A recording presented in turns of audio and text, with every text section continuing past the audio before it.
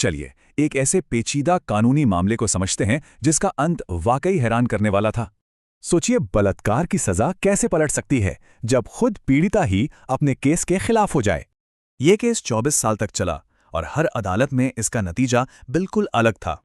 2 अदालतों ने डॉक्टर को दोषी ठहराया, लेकिन देश की सबसे बड़ी अदालत ने उन्हें बरी कर दिया। तो आखिर बदला क्या? इस केस का पूरा दारोमदार पीड़िता के बयान पर था, पर कोर्ट में उन्होंने घटना से ही इनकार कर दिया। इसी वजह से पीड़िता और उनके पति को हॉस्टाइल विटनेस घोषित किया गया, जो इस केस का एक बड़ा टर्निंग पॉइंट था। अब सवाल यह है कि अगर मुख्य गवाह ही मुकर गए तो फिर हाई कोर्ट ने डॉक्टर को दोषी कैसे ठहराया? हाई कोर्ट का केस कुछ चीजों पर आधारित था: एफआईआर, मेडिकल रिपोर्ट और कपड़ों पर मिले कुछ निशान। चलिए अब देखते हैं कि कैसे सुप्रीम कोर्ट ने इन्हीं सबूतों की एक एक करके परतें खोली।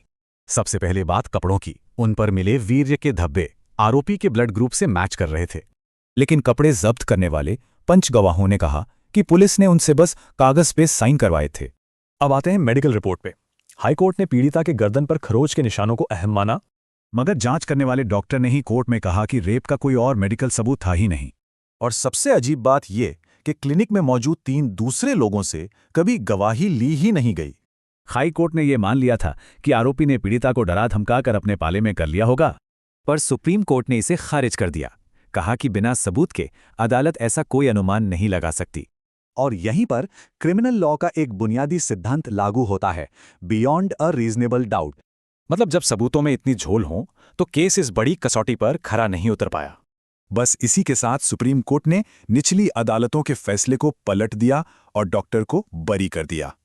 तो ये मामला एक बड़ा सवाल छोड़ जाता है, जब सीधे सबूत ना हो तो अनुमान और न्याय में क्या फर्क है?